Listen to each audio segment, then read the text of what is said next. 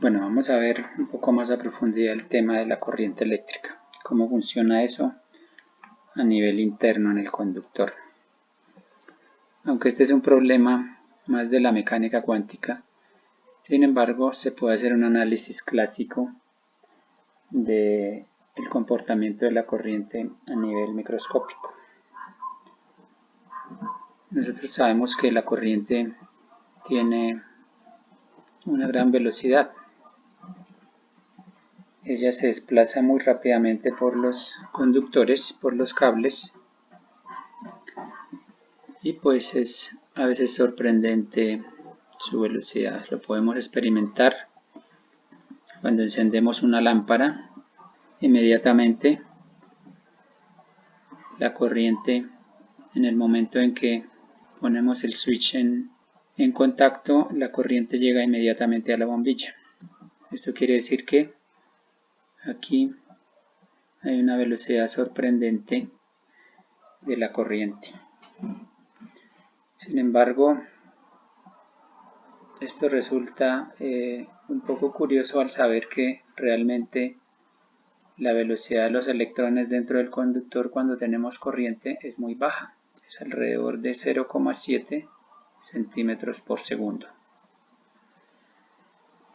Entonces pareciese que hay una contradicción ahí.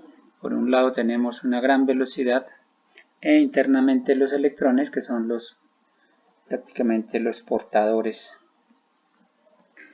de esa energía eléctrica, pues llevan una velocidad muy pequeña. Entonces vamos a mirar cómo es que funciona el tema de la corriente a nivel interno. Entonces para ello vamos a diferenciar tres tipos de velocidades que se encuentran allí.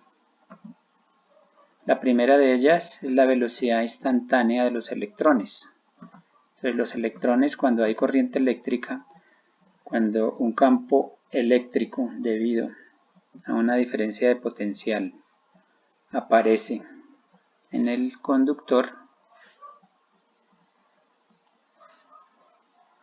vemos que hay un movimiento de electrones en una dirección determinada. Entonces el campo eléctrico va en dirección contraria al movimiento de los electrones y va en dirección del movimiento de la corriente. Lo que observamos ahí es que los electrones se mueven aleatoriamente con una gran velocidad, pero avanzan muy poco. Entonces la velocidad de los electrones cuando no chocan es muy alta. Está alrededor de 1.000.000 de metros por segundo. Ese movimiento aleatorio pues hace que los electrones choquen, pierdan energía o también cambien la dirección de la velocidad. Sabemos que las colisiones, por ejemplo en el cobre, en un segundo son alrededor de 10 a la 14 colisiones. Lo que sucede aquí internamente es pues una gran cantidad de colisiones porque tenemos una gran cantidad de electrones. Entonces tenemos la primera velocidad, la velocidad instantánea de los electrones entre choque y choque. Estas distancias entre choque y choque son muy pequeñas, del orden del nivel atómico. Entonces hay un movimiento caótico bastante complejo, pues que se estudia más a profundidad en la mecánica cuántica.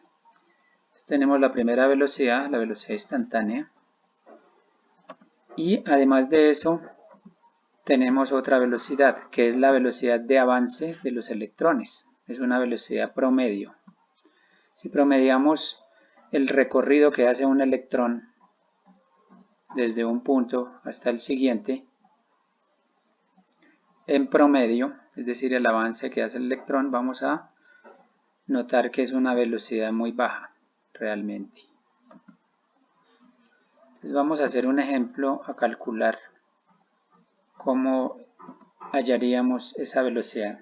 Esa velocidad promedio de avance de los electrones se llama velocidad de arrastre. Recordamos que la densidad de corriente está definida como la concentración de corriente, la concentración de carga en unidad de volumen por el volumen que se refiere a la cantidad, al volumen que contiene el número de cargas que en un segundo pasan a través de una superficie. En este caso, si hablamos de cargas positivas, pues es toda la cantidad de cargas que se encuentran en este volumen. Este volumen tiene como longitud, pues la velocidad. Realmente tiene unidades de longitud, pero la magnitud es la velocidad. Y por último tenemos la carga. Entonces, de acuerdo a la definición de corriente, este es el número de cargas que pasa por unidades de superficie en unidad de tiempo. Como sabemos, la corriente va en una dirección, mientras que las cargas negativas van en la dirección contraria. Resolvamos este ejemplo para aclarar un poquito esta ecuación de la densidad de corriente.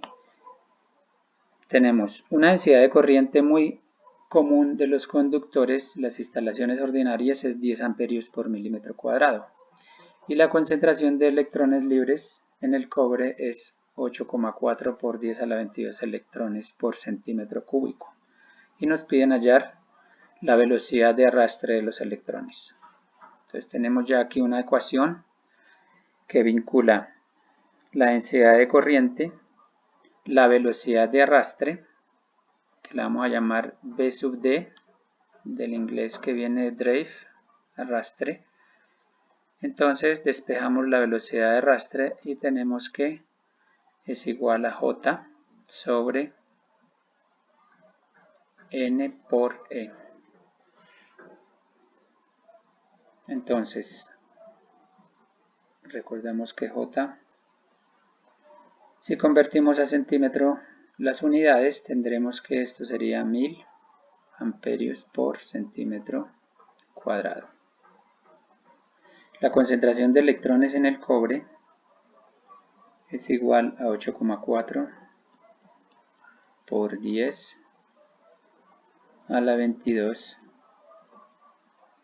electrones por cada centímetro cúbico. Es decir que aquí en un centímetro cúbico tendremos entonces 10 a la 22 cargas. Por eso el número de choques es bastante grande. Y la carga del electrón la conocemos, o la carga del protón, 1,602 por 10 a la menos 19 coulomb. Entonces, para hallar la velocidad de arrastre, lo único que tenemos que hacer es reemplazar valores y tendremos que V sub D es igual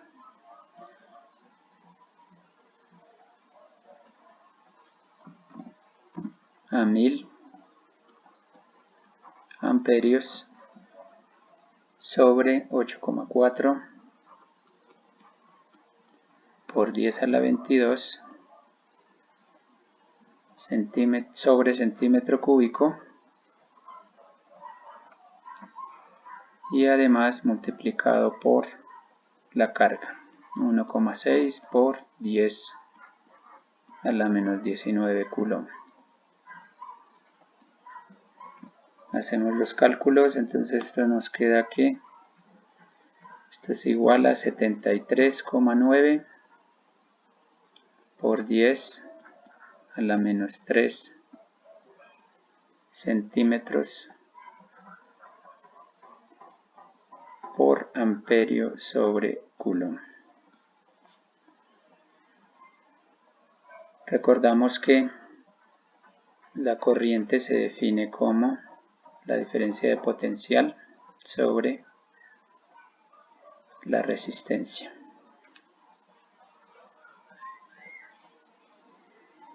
Y también tenemos que la corriente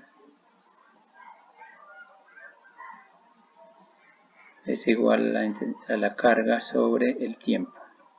O sea que aquí despejamos que T es igual a Q sobre I. Esto en unidades querría decir que un segundo es igual a un coulomb sobre un amperio, que es lo inverso que tenemos acá, o sea que esto realmente es 1 sobre segundo. Por lo tanto nos queda que la velocidad al fin y al cabo, convirtiendo acá, nos queda 0,07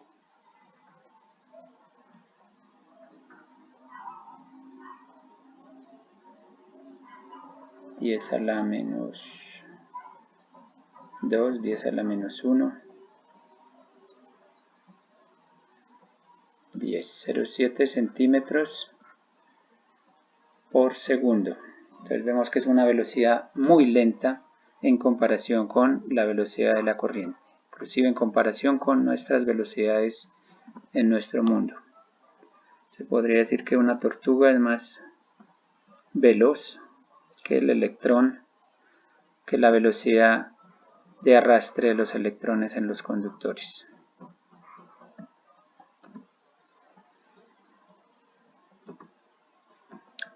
Teniendo esa información, pues queda la duda de por qué la corriente eléctrica se desplaza de una forma casi inmediata. Entonces, para explicar eso,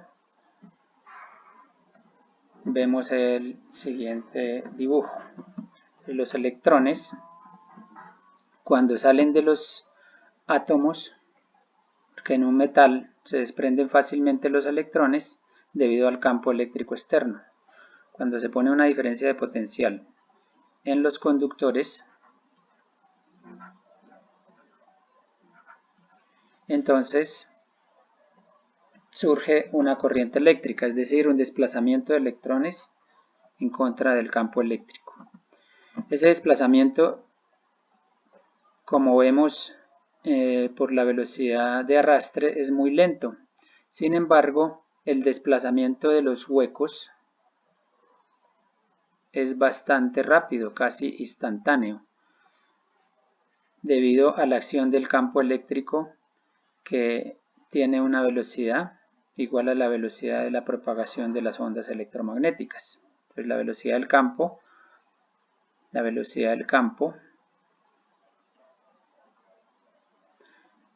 es igual a la velocidad de la luz, que es igual a la velocidad de las ondas electromagnéticas.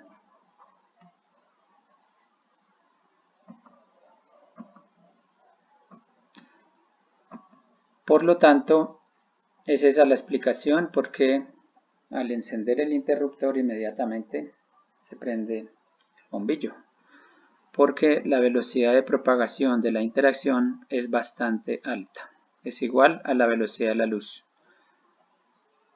En otras palabras, la velocidad de propagación de estos huecos, que son los iones, los huecos, esa es la velocidad de la luz. Y como nosotros conocemos que la corriente es la propagación, es el movimiento ordenado de cargas positivas, es decir, el movimiento ordenado de los huecos que quedan cuando los electrones se desplazan, pues ese es el movimiento de la corriente. Es una velocidad muy grande. En este caso estaríamos hablando de corriente constante. Corriente constante es cuando pues la cantidad de carga que pasa por unidad de tiempo por la sección transversal del conductor es una constante. Sin embargo, en nuestra vida cotidiana encontramos otro tipo de corriente, que es la corriente alterna. ¿Cómo funcionaría este fenómeno en la corriente alterna entonces? Para una velocidad tan grande como la de la luz, que recordamos que es 300.000 kilómetros por segundo,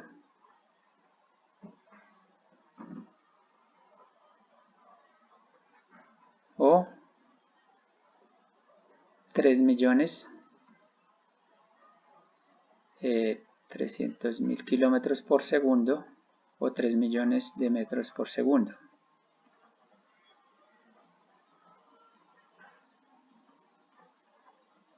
Es una velocidad muy grande, de tal manera que si se tiene la corriente alterna, que es cambiar la dirección del campo eléctrico hasta su valor opuesto,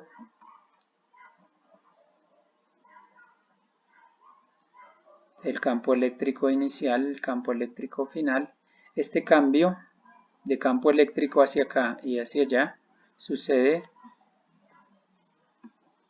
60 veces por segundo, lo que es 60 Hz.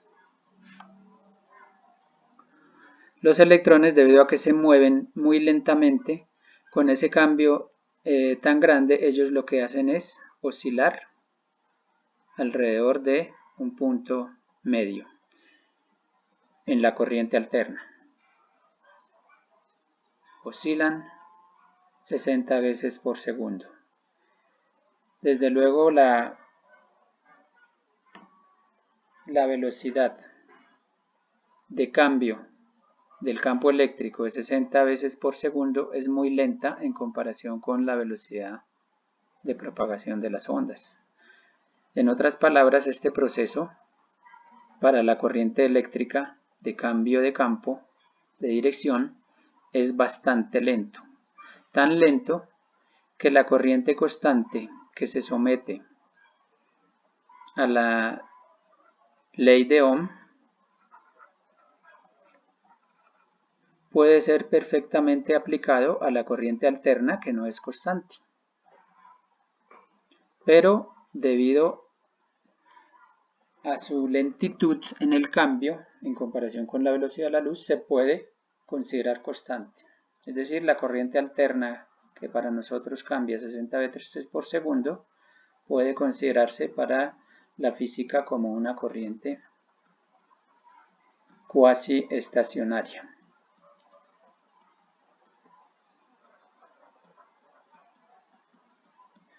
Una corriente cuasi estacionaria. Y se le puede aplicar perfectamente la ley de Ohm a la corriente alterna.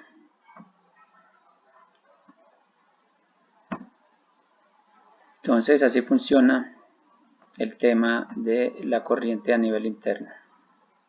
Vamos a hacer una analogía con la corriente de agua, que pues es pertinente debido a que siempre en nuestra mente los conceptos se asimilan mejor cuando los comparamos con algo que ya conocemos. Pues ya conocemos el fenómeno de la corriente de agua, porque pues la corriente de agua la vemos en nuestra vida cotidiana, sabemos más o menos cómo se comporta, por lo menos a nivel general, y haremos la analogía con la corriente eléctrica. Como primera medida tenemos que en la corriente eléctrica habíamos dicho que si hay una diferencia de potencial en un conductor, entonces surge un campo eléctrico y por consiguiente también surge una corriente eléctrica, un movimiento ordenado de partículas.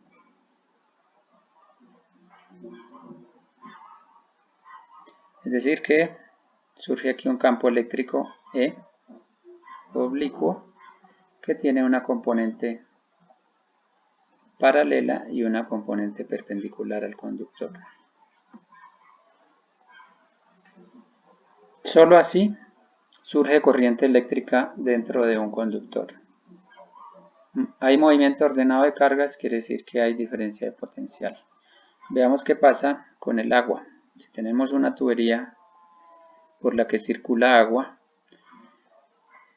entonces tenemos una presión en los dos extremos diferente. Es decir, tenemos una diferencia de presión. Si aquí teníamos un delta de B, aquí vamos a tener un delta de P. Si la presión es mayor, aquí P1 mayor que P2, entonces vamos a tener las moléculas de agua desplazándose hacia la derecha. Y solo hay desplazamiento de moléculas si hay una diferencia de presión. Por lo tanto, aquí también surge una corriente de agua, que la podemos llamar caudal.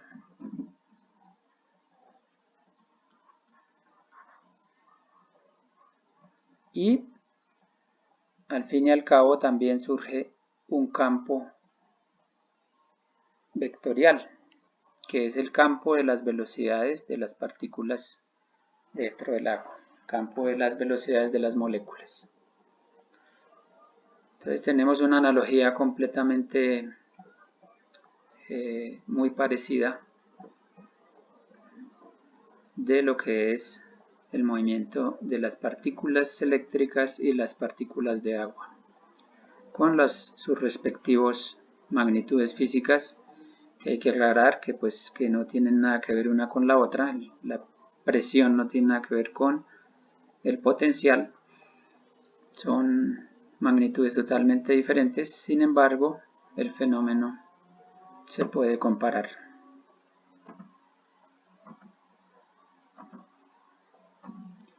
Si tenemos un circuito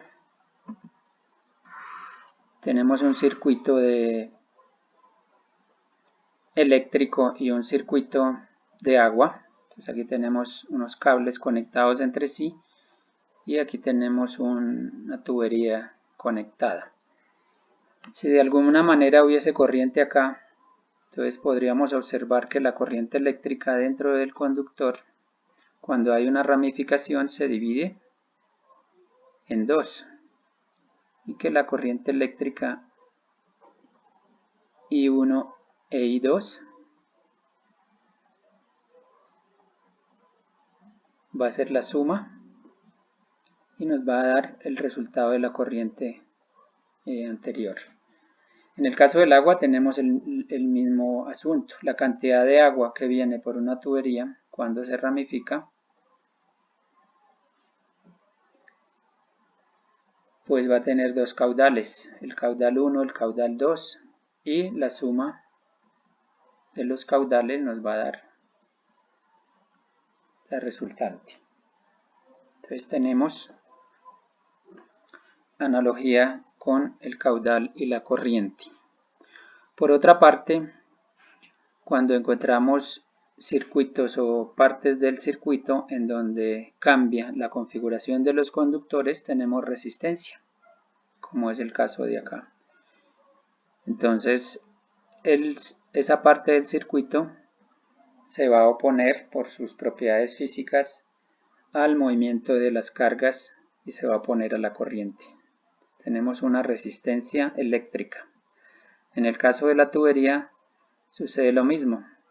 Cuando hay segmentos en los que se oponen al movimiento del agua, pues tenemos una resistencia. Si el movimiento del agua está acá, entonces la resistencia tiende a oponerse al movimiento de las partículas. Y tenemos esa analogía. Idealmente podríamos decir que si el conductor eléctrico fuera ideal, es decir, no tuviese resistencia, y las mangueras o la tubería no tuviese resistencia, podríamos impulsar el agua y ella estaría rotando eternamente ahí. Lo mismo pasaría con la corriente. Pero debido a la resistencia, no solamente de las partes que pueden oponerse de una forma evidente, sino también a la estructura, aquí en la parte eléctrica, la estructura interna del material que también se opone al movimiento de las cargas, y aquí la fricción que tienen las mangueras se opone al movimiento del agua.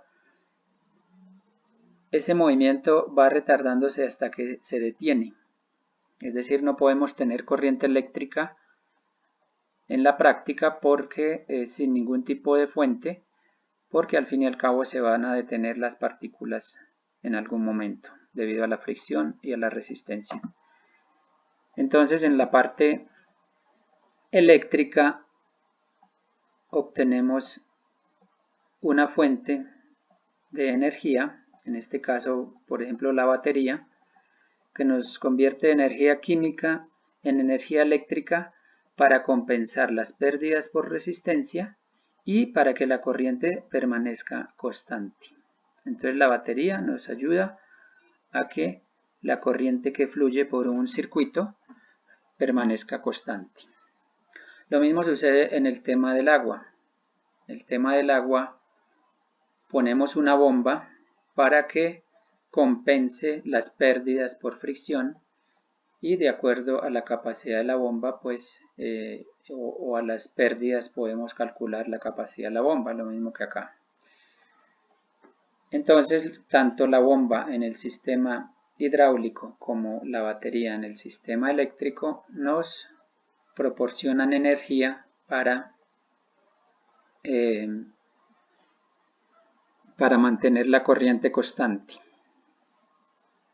es decir, para compensar las pérdidas por fricción y por resistencia. La batería también tiene otra funcionalidad que es almacenamiento. En la batería se almacena corriente, así como en un tanque de agua se almacena agua. Entonces el conjunto de la bomba con el tanque de agua nos pueden suministrar constantemente, en el caso hidráulico, agua, y en el caso eléctrico nos suministran energía eléctrica. ¿Para qué? Para que los dispositivos que se conectan al circuito puedan funcionar. Es el caso de la bombilla en el caso eléctrico y un grifo o un dispersor de agua en el caso hidráulico. Hay otra analogía muy interesante acá y es la diferencia de potencial, cómo influye sobre los dispositivos que se conectan en el circuito. De la práctica sabemos que si compramos una bombilla de 2 voltios y le ponemos 12 voltios, la bombilla puede fundirse, es decir, se daña y se rompe. Ese mismo caso lo tenemos en la parte hidráulica. Si tenemos un dispositivo como una llave o un grifo de plástico o un dispersor de agua que aguanta cierta presión, por decir 80 libras, que es la presión más o menos que se maneja en las casas, pero si le ponemos una bomba muy fuerte, por ejemplo de 300 libras por pulgada cuadrada, entonces el dispositivo se va a romper de la misma manera que sucedió en el circuito eléctrico. También tenemos el concepto de alto voltaje y magnitud de la corriente alta. Cuando tenemos alto voltaje y corriente baja podemos usar conductores delgados. Es el caso de los cables de alta tensión que pasan cerca de nuestros barrios. Tienen relativamente una sección transversal pequeña porque ellos pueden manejar una diferencia de potencial alta, pero la cantidad de corriente es pequeña. Mientras que en la parte hidráulica tenemos un caso similar. El caso es de las máquinas de presión, como para lavar carros. Entonces ya manejan un delta de P bastante alto y poquita agua, es decir, poco caudal de agua, lo que hace que el agua salga a bastante presión y sea de muy poco caudal. El otro caso extremo es en el caso eléctrico que tenemos bajo voltaje, por ejemplo 12 voltios, y bastante corriente. Es decir, que tenemos que usar cables bastante gruesos para que pueda pasar el gran flujo de corriente que tenemos allí, el caudal de electrones. En el caso del agua tenemos algo parecido. Podemos observar casos en los que tengamos tubería gruesa con bastante flujo, pero con poca velocidad del agua, es decir, con un delta de P, con una presión baja, delta de P baja y alto caudal.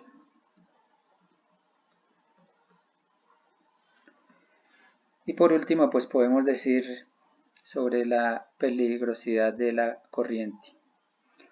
Así como en el agua, así sea poca agua, a alta presión puede causar daños en las personas, pues también el alto voltaje, así tenga poca corriente, puede causar daños en las personas.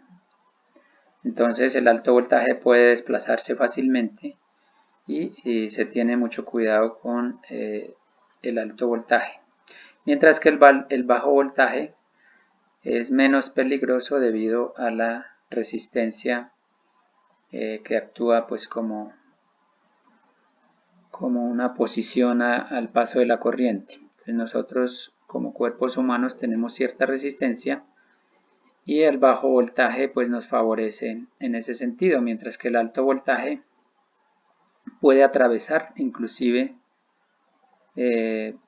elementos de muy alta resistencia como son el aire. Tenemos voltios por encima de los 5000, 10000 voltios, pueden haber fugas a través del aire de la corriente. Entonces así sucede pues con estos dos fenómenos. Bueno, pues así se explican los fenómenos de la corriente eléctrica. Muchas gracias por la atención.